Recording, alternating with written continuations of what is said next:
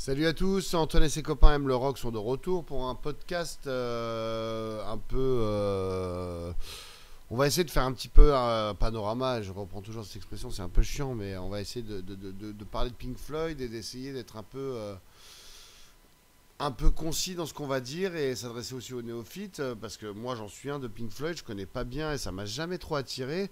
Donc Pink Floyd, qui est un groupe de rock qu'on peut considérer un peu progressif, psychédélique, anglais, hein, dont la plupart des membres sont londoniens et qui a été formé en 65, dès 65 et puis qui sera un groupe qui a vendu, je sais pas, à peu près à la louche 300 millions d'albums à travers le monde. Enfin, même aux États-Unis, enfin, c'est énorme. Comment ils arrivent là, un peu dans cette scène enfin, comment ils arrivent. Benjamin Durand est là pour nous en parler parce que il aime bien Pink Floyd et il a pas mal de choses à nous raconter. Benjamin, bonsoir. Bonsoir Antoine. Donc, comment ils arrivent en 65 Je sais que c'est initialement mené à la base par Syd Barrett, mais raconte-nous. Pas exactement, non, c'est un groupe qui se forme dans une école d'architecture Ah ouais. autour de Roger Waters, Nick Mason et Richard Wright. Right, ouais. Et en fait, Syd Barrett est ramené par Roger Waters parce qu'il le connaissait de l'époque où il vivait à Cambridge. D'accord. Et Syd Barrett vivait à Cambridge, il était musicien, poète, un peu peintre et tout ça à Cambridge. De toute façon, à l'époque. Non, c'était surtout. Non, faut pas dire ça parce que c'était surtout l'époque où les Anglais, où beaucoup de jeunes gens anglais étaient dans les écoles d'art, etc. Ouais, et ça devient un peu un des groupes underground londoniens les plus populaires en fait de la scène psychédélique assez vite quoi. Assez vite, ouais. Et sous l'influence notamment du LSD quoi, de l'acide. Bah, de toute façon, à cette époque-là, oui, c'est 66-67, c'est l'époque où le LSD, dans ces milieux-là, se popularise un petit peu. Et Pink Floyd va effectivement être pris en main par des gens comme Joe Boyd. Ouais, il produit le premier single, hein, si il est play. Hein, si je dis pas Voilà, et ils sont signés assez vite chez EMI. Ouais. Et Norman Smith, qui était la gestion des Beatles jusqu'à Robert Soul. Pour ça quoi. Pas pour ça, mais en tout cas veut pour devenir être producteur. Voilà, et c'est effectivement Pink Floyd qui va être le premier groupe qui va prendre sous son aile. Alors à l'époque, il ne s'agit pas de David Gilmour hein, qui remplacera après Syd Barrett. Donc, comme tu l'as dit, le groupe se fonde autour de Roger Waters, Syd Barrett, Richard Wright et Mason, c'est ça. Hein, donc du coup, en fait, le premier single sort dès 67. C'est un single donc produit par Joe Boyd qui va vite passer à autre chose et qui est américain, mais qui va un peu graviter à Londres, découvrir des groupes comme The Move, et c'est avec Pink Floyd qui signe le premier 45 tours, qui vaut une fortune et qui est hyper difficile à trouver, qui est 6 Emily Play. Non, ça, c'est le deuxième. Le premier 47 tours, c'est Arnold Lane. Ah d'accord, autant pour moi. Voilà, Arnold Lane qui est déjà assez atypique parce que c'est une chanson qui parle d'un homme qui vole des sous-vêtements qui sont en train d'être étendus dans le linge de la voisine. Ah, c'est chouette. Donc c'est quand même un sujet de chanson assez ironique et assez inhabituel pour l'époque, mais qui n'est pas sans rappeler un petit peu ce que commençait à écrire Ray Davies chez les Kinks. Ouais, d'accord. Donc du coup, qu'est-ce qui va se passer? Comment ils vont percer finalement là-dedans? En fait, c'est assez bizarre parce que Pink Floyd va devenir un groupe qui va avoir une énorme réputation sur scène pour son côté improvisation. D'accord, déjà, ouais. Enfin, on était quand même à l'époque où il y avait pas mal de groupes qui improvisaient déjà. Cream, ça commençait. Ouais, mais là, c'était. on est en printemps 67. Oui, mais c'était dans un autre style et surtout Pink Floyd n'était pas un groupe comme Cream qui avait des stars, qui avait des gens qui déjà, sur leur nom étaient machin. Et donc Pink Floyd va être un groupe qui dès le début va effacer la personnalité des membres du groupe derrière des projections, etc. Et donc, en fait, il va y avoir une espèce de paradoxe et de malentendu. Parce que le premier album qui sort, qui est enregistré parallèlement au Sgt Pepper des Beatles à Abbey Road, qui s'appelle donc The Piper at the Gates of Dawn. Ouais. C'est après les deux premiers singles, Arnold Lane d'ailleurs qui sera un peu banni des ondes radio, et si Emily Play qui sortent à 2 mois d'intervalle. Hein. C'est ça. Donc en août sort le premier album. Et en fait les gens ne comprennent pas trop parce que le public londonien de Pink Floyd ne comprend pas trop parce que c'est un album où il y a majoritairement des chansons absolument toutes superbes. Enfin, cet album est un chef-d'œuvre. Hein. Mais c'est quand même un succès au Royaume-Uni. Ah, bien sûr, bien sûr. Contrairement aux États-Unis où ça fait un flop total. Ouais, mais les États-Unis sont pas vraiment prêts pour ça. Ouais, Mais comme toujours. au Royaume-Uni, oui, voilà. Mais au Royaume-Uni, effectivement, ça marche très bien, sauf que, en fait, les gens à Londres ne comprennent pas parce qu'ils sont habitués à un Pink Floyd qui improvise, qui fait beaucoup dans le light show, etc.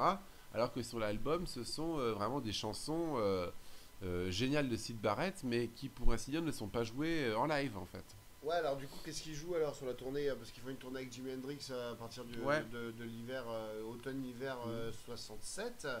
Et ils jouent pas les morceaux de Piper et ils jouent quoi? Enfin, Ils ils en font jouent des impros. certains, mais Ouais. surtout ils improvisent, ils étirent les chansons pour en faire de longues impros, etc. Et puis surtout, très très vite, au fur et à mesure que l'année 67 arrive, Syd Syd Barrett, Barrett devient de plus en plus ingérable. bah, il souffre d'une dépression nerveuse.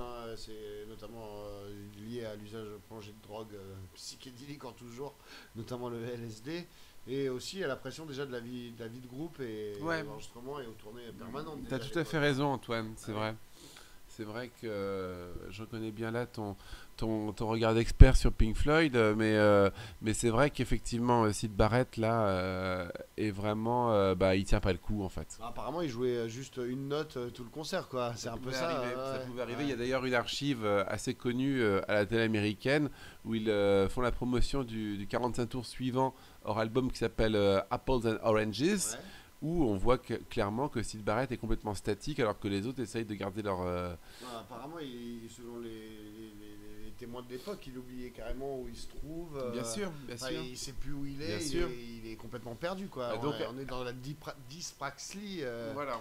Et voilà, il est complètement perché à cause de l'acide. Il est resté bloqué finalement. Voilà, donc fin 67, c'est un petit peu la réunion de crise dans le camp Pink Floyd et on se demande ce qu'on va faire. Et ils décident d'opter, ça sera temporaire, pour une espèce de solution à la Brian Wilson. C'est-à-dire que ils recruteraient un guitariste pour faire les chansons sur scène, pendant que Syd Barrett essaye de composer tranquillement l'album. Donc pour ce faire, ils embauchent David Gilmour, qui Déjà, ouais. était un copain de Syd Barrett de l'époque à Cambridge. Et donc ils essayent de faire une tournée à 5 Ouais. début janvier 68. Mais assez vite, bon, Barrett ne veut pas jouer. Ouais, Et il est puis dès, exclu, ouais. dès, je crois, la deuxième ou troisième date, ils sont censés, avec le van, passer prendre Syd Barrett et quelqu'un décide de ne pas le faire ce jour-là. Ouais.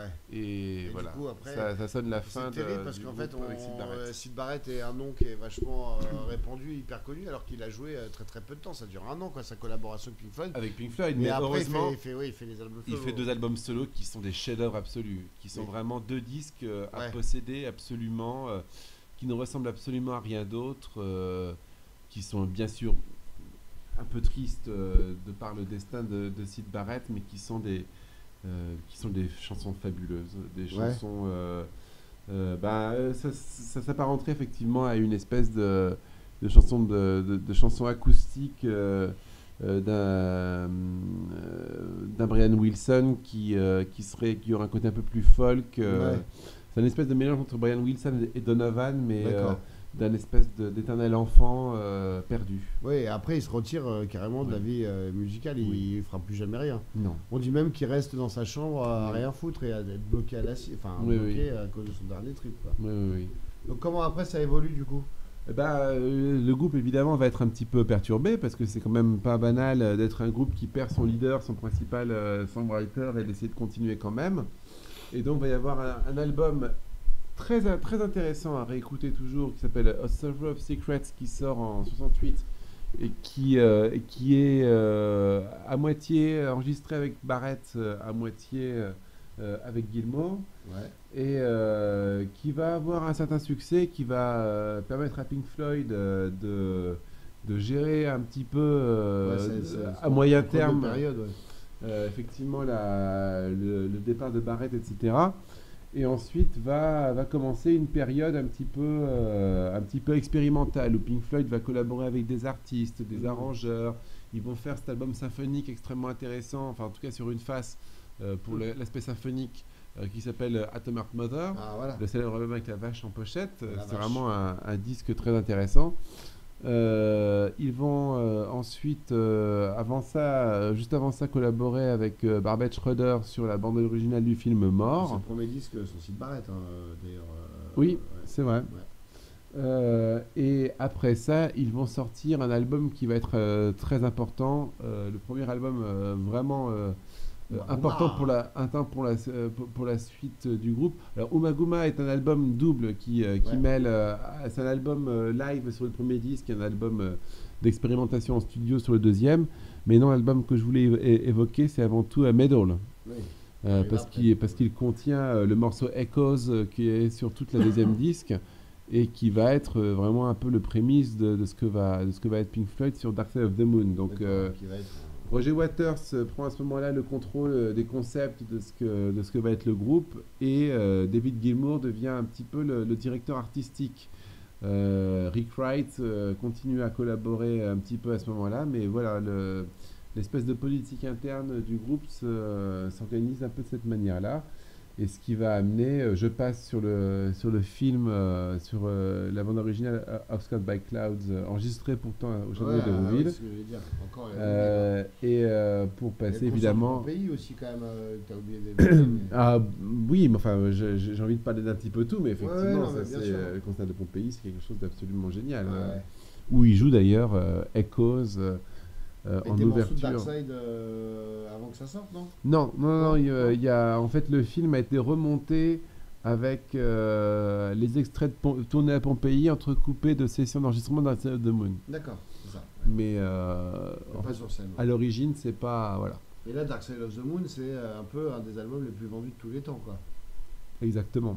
Là, c'est vraiment le bingo que personne n'osait espérer, mais effectivement qui arrive en plus en 73, donc l'année du choc pétrolier, Ouais. et qui vient avoir ce regard complètement ironique, désabusé et condamnant le consumérisme, condamnant le fait que les gens vivent tous de façon égoïste, à marcher les uns à côté des autres, mais sans s'envisager et sans se considérer les uns les autres. Donc c'est vraiment un album très marqué par ce côté négatif-là, ce pessimisme-là D'accord. sur l'avenir de la société. Et du coup, en fait, c'est un peu ce qu'on peut appeler la golden period de Pink Floyd qui va enchaîner avec les 3 albums qui vont suivre après, quoi. Wish You Were Here, Animals et après The Wall. En tout cas, en termes de succès commercial, même si tu vas me dire que les 4 albums sont hyper différents les uns des autres, c'est vraiment la poule aux œufs d'or, quoi. Alors oui, dans ce sens-là, sauf que en fait, l'après Dark Side of the Moon est extrêmement mal vécu du côté de Pink Floyd en fait. Wish You Were Here va être un album intéressant parce que c'est un espèce d'album de thérapie de groupe où le groupe essaye de se rassembler pour faire une suite un petit peu désabusée de Dark Side of the Moon C'est-à-dire parce qu'il fallait que assumer le succès de Dark Side of the Bah, Moon. ouais. à succès auquel il ne s'attendait en fait pas du tout. Ouais. Et donc en fait, Wish You Were Here, Tout le monde les attend, quoi. tout le monde les attend, mais eux ne savent pas vraiment quoi faire. Et en fait, encore plus qu'avant, ils s'en remettent à Roger Waters pour donner une direction. Et là, lui, il va prendre, d'ailleurs, voilà, il va devenir le leader du groupe, parce qu'il est Complètement. déjà devenu, mais... Oui. Et d'ailleurs, de façon, parfois, au niveau des contrats, etc., et ça va être une guerre à la fin, quoi. À la fin, au moment de Roger l'année- Waters va interdire, en fait, l'utilisation du nom Pink Floyd, Alors oui, mais etc. ça, c'est un On y petit peu reviendra. après, il y a un Ouais. petit peu de temps à passer. Mais c'est vrai que ça va être encore plus évident au niveau de Animals, parce que c'est Ouais. lui qui va amener le concept de faire en fait un album autour de la théorie de George Orwell, Ouais. d'un monde divisé entre trois catégories d'animaux, les cochons, les chiens et les moutons. Ouais. Et donc un album vraiment excellent, hein, que je ne saurais que trop conseiller, sorti en plein dans l'époque punk, mais qui est vraiment l'album le plus acide, le plus désabusé de Pink Floyd.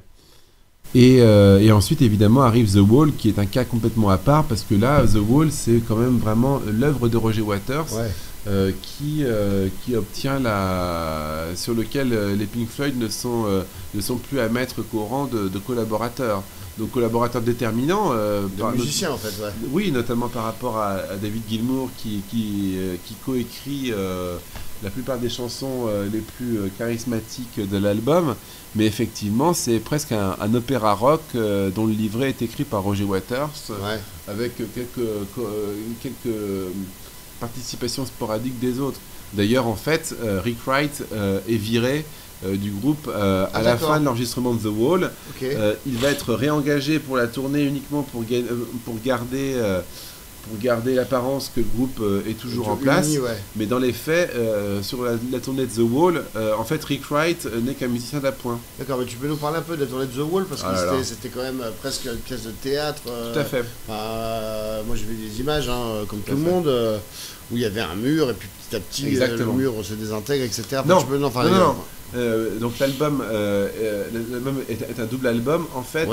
Sur tout ce qui concerne la reproduction du premier disque, on a un mur qui est en construction et qui arrive à terme de construction à la fin du premier disque. D'accord. Et donc toute la première partie du deuxième disque, le spectacle se passe à base de projections sur le mur. Le groupe joue derrière le mur, mais le public ne le voit pas. Il y a des apparitions sporadiques de tel ou tel membre derrière le mur, mais ça va être juste un Roger Waters qui parle au mur sur lequel sont projetées des choses, etc. Il y a des marionnettes qui sont sur le sommet comme ça de la salle, etc.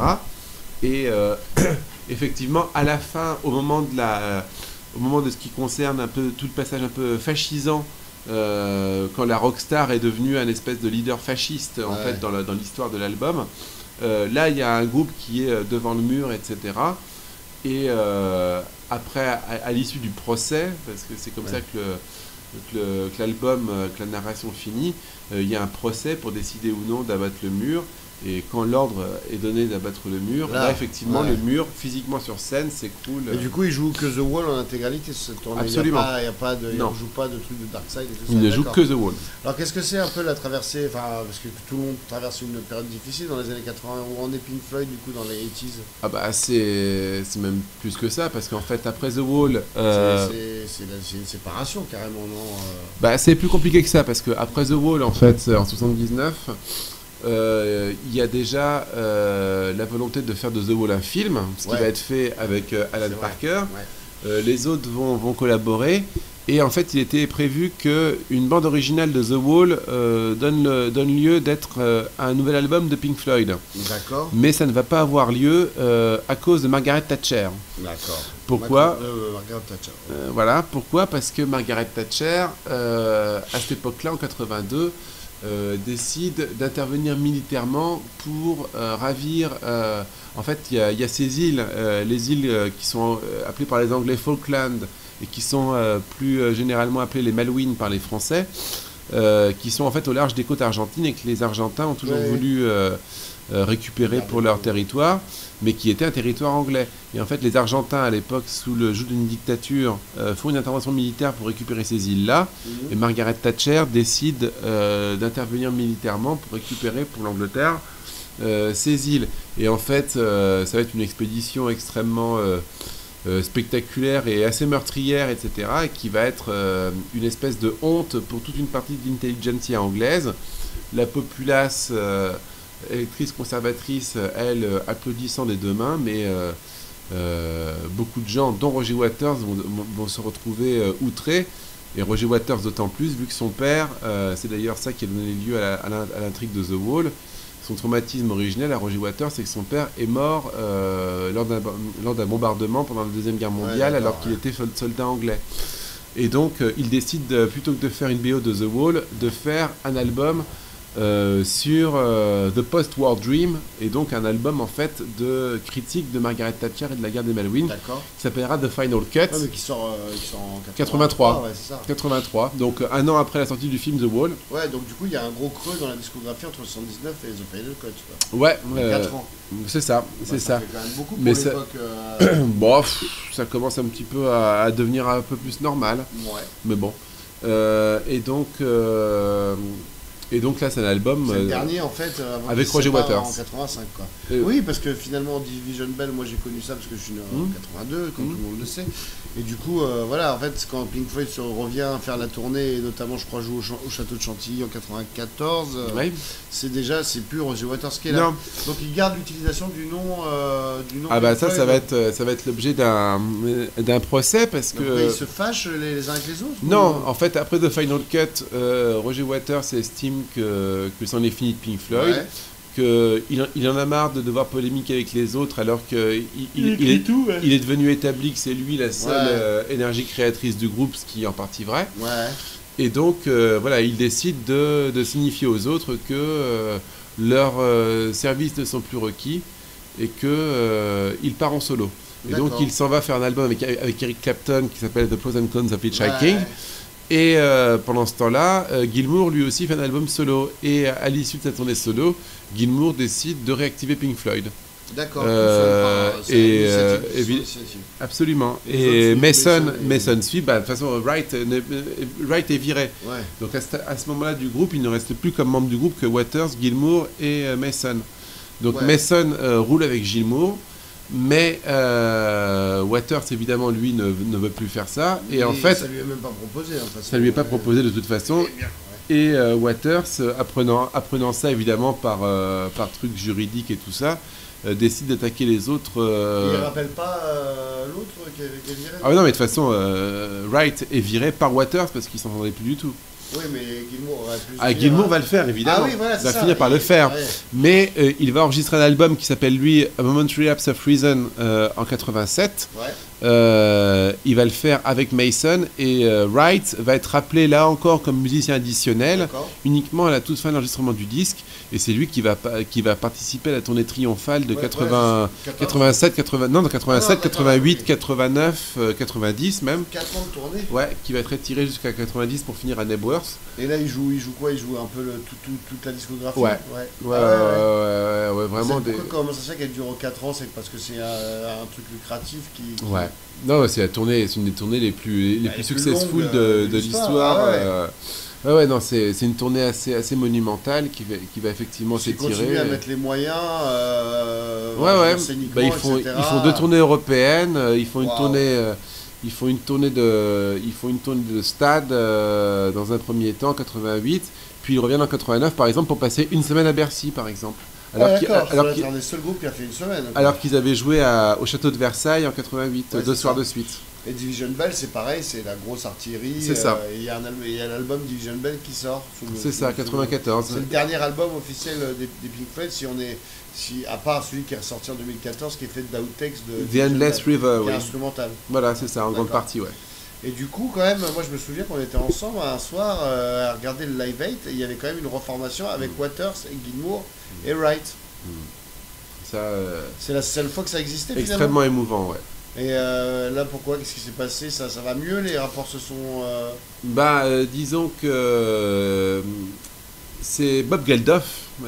Faut pas oublier Bob Geldof, c'est lui qui est l'acteur du film The Wall. Ouais. Donc Bob Geldof avait des rapports personnels avec les membres de Pink Floyd. Il cherche à faire un coup, et effectivement, quel coup, là, ça va vraiment être l'espèce d'événement du Live 8. Cette reformation complètement inespérée de Pink Floyd. Qui n'aura plus jamais lieu après. Qui n'aura plus jamais lieu après. En plus, ce qui est vraiment encore plus émouvant, c'est que il chante la chanson Wish You Were Here qui avait été écrite pour Syd Barrett en 75. Ouais. Et Roger Waters dédie la chanson à Syd Barrett, et Syd Barrett mourra 10 mois plus tard à Cambridge, etc. Donc c'est vraiment un moment très très beau. Donc du coup finalement il n'y a plus de tournée Pink Floyd et tout ça, mais c'est Roger Waters qui continue à... Et David Gilmour. Et David Gilmour aussi de son côté, il a refait un DVD enregistré à Pompéi il n'y a pas longtemps. Hein. Puis il est passé dans les arènes de je ne sais plus quelle ville du Sud il n'y a pas longtemps. Ouais. Et du coup, Waters était encore à l'U-Arena il y a quelques mois. Donc, oui, c'est ça, oui. Alors, soit il fait la tournée The Wall, soit il fait une espèce de compile, une Greatest Hits Floyd. Mais il a sorti un album solo avec Nigel Godrich récemment. D'accord. Donc, écoute, je crois qu'on a été assez complet sur le Floyd. Merci Benjamin, et merci à vous tous. Je vous embrasse. Ciao.